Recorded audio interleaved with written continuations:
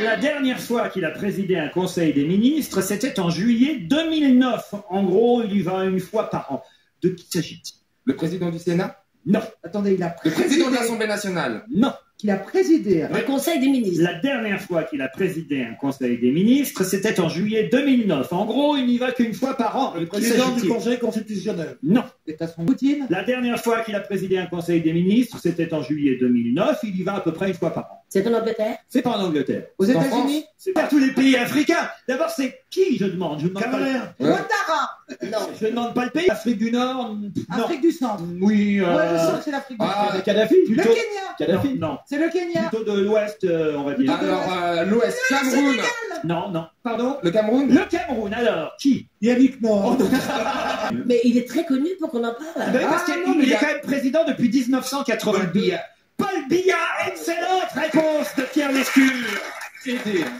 Alors, vous auriez pu me torturer. Je vous aurais jamais sorti ce nom. Paul Biya, roi feignant à perpétuité, titre Libération aujourd'hui. Le président du Cameroun est président depuis 1982. Il briguait hier un 6e mandat. C'était les présidentielles hier au Cameroun. Il a 78 ans. Il règne sans partage sur ce pays depuis 82.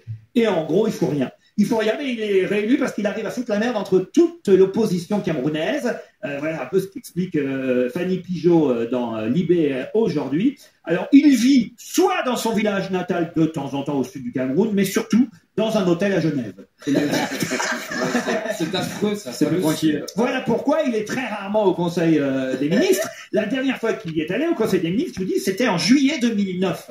Ça paraît quand même dément. Et c'est un de ceux qui achète le plus d'immeubles et de choses en France. Ah ben oui, et c'est d'ailleurs pour ça que la France a plutôt aidé à chaque fois au fait qu'il soit réélu, ce président camerounais, parce que il y a évidemment de grosses compagnies comme Orange, comme Bolloré, comme Total, comme Hachette, comme la compagnie fruitière Castel, qui ont beaucoup d'intérêt économique là-bas au Cameroun. C'est un pays qui devrait normalement mieux fonctionner économiquement encore, parce que ça devrait être un pays riche, le Cameroun. Ah ouais.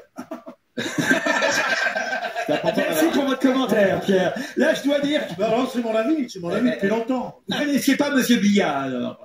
Et pas personnellement.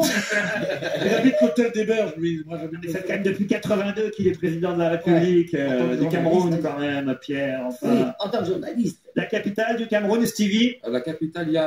attends. Oui, allez-y. Yaoundé. Yaoundé. Yaoundé, c'était bien, parfait. Un petit doute. Ah non, mais faut pas avoir de doute, faut se lancer. Vous n'êtes pas économique, ouais, donc allez-y.